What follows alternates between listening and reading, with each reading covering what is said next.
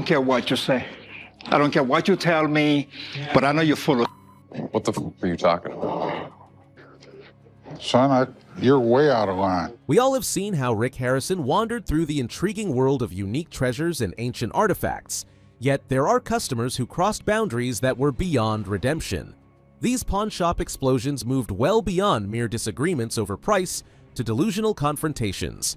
Today, we are listing down the most outrageous occasions when sellers have gone wrong to an extent even Rick could not save them. Buckle up, these will be the moments when your jaw will be on the floor. Pez Collector's Meltdown. The Pez Collector entered the shop with the highest confidence, sporting 50 vintage dispensers from the 1960s and 70s and strolling with what he purported to be 5,000.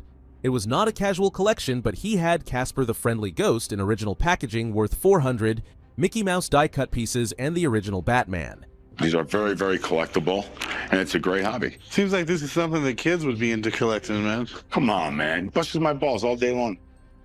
He was passionate, and passion does not necessarily benefit a company. I know it might look childish to you, but there's definitely money into it. The seller changed altogether when they would bid them only $1,000 on the total amount of the collection. It was too much to take the insult to his beloved Pez community. Argino. These 3 pieces alone. Give me 2,000, man. $1,000 is what I can do. It's fine. All right, buddy. Get out of here, man. His voice went up as he said the offer made by Rick was an utter disgrace to everybody who was a collector. I can't believe one of them guys offered me $1,000 for them 50 pieces of Pez. That's an insult to the Pez community. I can't believe it. That's why they're chooches. The seller walked away ranted in dismay, talking about how they were all chooches who did not know the real worth of collectibles. Led Zeppelin album fiasco. The Led Zeppelin superfan came in with what he said was the holy grail of rock all band signature albums. Absolutely no doubt this is the real deal. Sweet. And what do you think it's worth? Worth $22,000. It's rare as hen's teeth, okay? These things just really don't exist. The only thing that kind of bugs me a little bit is the one signature on front and the other guys on back. But with that said, I put this value right at about $10,000 to $12,000. Okay. He knew the history of the band to the very end, and he was sure of the value of the item. But cracks were beginning to appear in his composure when the expert estimated it at no more than $10,000 to $12,000. Way off. And no, with all due respect, absolutely. I understand you're a signature person. Yeah. You're not really a praiser. The seller got enraged when Rick offered him $8,000. He started preaching to all of them about why Jimmy Page had signed the front and not the back. On this, I mean, what's your best price on it? My best price would be $17,500. This is history. And became more and more agitated as his engineering skills were brought into the limelight of doubt. Yeah, I mean, I'd go $8,500, but I'm sorry. Okay. I appreciate the offer. Okay, well, if you change your mind, come back. The offer's open. Have a nice day. Thanks for coming in. Son, you're way out of line. His tone became aggressive when he rejected the experience of the expert who had over 25 years of experience. People are naive. It's opinions. Everybody has opinions. This will sell. I have no problem selling. I just think that they really need people that know what the hell they're talking about. I know what I'm talking about. This guy is... The collective sneer of the seller was especially unpleasant. His disdain of the methods used by the shop to evaluate things could well have been seen when he stormed out of the shop, firmly persuaded that all but himself were entirely ignorant of the subject of rock memorabilia. Hudson Bay Gorget. Meet Chris, a young hawker who had entered the pawn shop stating he had a 1700s. I've got a Hudson Bay Gorget made probably around the 1700s. Hey, Rick. Hudson Bay Gorget that was sold at $100,000. Cash, they don't want coins. Yeah. They wanted stuff. Yeah. And how much you want for it? The story sounded impressive at first, but when Rick investigated it, the turn was taken. What's up? What the hell's a 4J? Using his metallurgy and history background, Rick was able to uncover the truth. You know, I don't see that happening. Why not? Because I think it's worth a lot less. The piece dates not to the 1700s at all. Its true origin and the kind of metal and workmanship involved easily dated it to the 1800s, greatly cutting its worth. Okay. They're right around 20% zinc, 20% copper, 60% nickel. The zinc wasn't isolated really until the 1800s. All right, what the f are you talking about? Rick described how real gorgets were used on Native American chiefs and British officers during the fur trade and how valuable they were and useless they were when fake. Basically, I'm just trying to tell you I'm not bullshitting you. I've seen auctions for these things, and they generally go for right around $1,500. All right. Chris was not prepared to listen to it. I'd offer you $1,000. I don't know what you're smoking, man, but that's not going to work. So I'm going to take my stuff and leave. All right. Have a nice day. That guy, I think he just thinks I'm some punk kid and wanted to lowball me. I'm disappointed I couldn't make a deal. I would have liked to have made the money. His six-figure dream payday failed and anger seized him. Jimmy's boat rage. Jimmy brought in his pride and joy to the pawn shop, a 1958 Glastron Seaflight boat modeled to resemble a 1957 Chevy. Do you know any history on it? This boat was made in 1958 by a fledgling company named Glastron. There's probably only 150 of these boats left. He was hoping to be praised, admired, and perhaps a big payday. Instead, he received a reality check that was so in your face that it threw him into an emotional tailspin.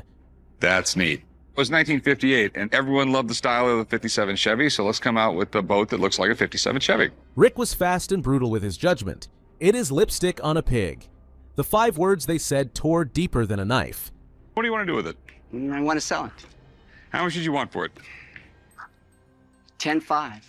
Ooh. This was not a business critique. This was like an assault on his taste, his craftsmanship, his identity to Jimmy.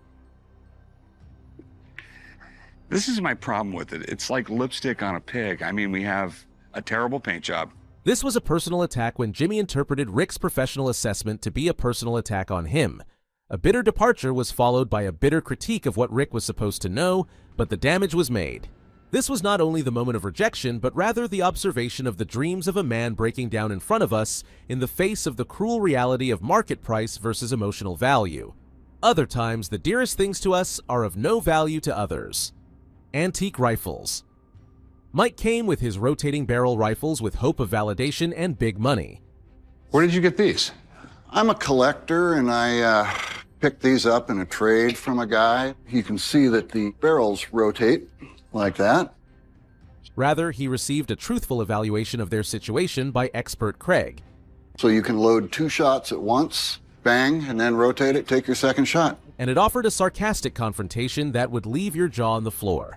These were developed in, I'm guessing, 1870-ish. They would be earlier than that. By 1870, the percussion cap was going the way of the dinosaur. The assessment as conducted by Craig was extensive and sincere. Probably turn of the century. Okay. The 20th century. So it's the 40s or 50s. These are not old guns. And indicated serious condition problems that had a drastic impact on value. But honesty was not what ailed Mike. It was what he would like to hear. Out of kits they're making them, where you find a lot of old parts like the lock and the stock, and you make the barrel. The metal's really old. The trigger guard here has a lot of pitting. The derisory was left to hang around in the air like smoke in a battlefield. These were made in the 1830s, 1840s. So this gun is an assortment of older and newer parts. Cool. Craig tried to keep his professional distance, but the aggressiveness of Mike was approaching dangerous undertones. $750 tops a Each? piece. Yeah. Okay. 1,000 maybe. So And that would be your crybaby, whiny-assed opinion. This dispute showed the ugly face of expertise. When expertise comes into conflict with delusion, then things get ugly in a matter of seconds. yes, actually it would be. But they're cool, right?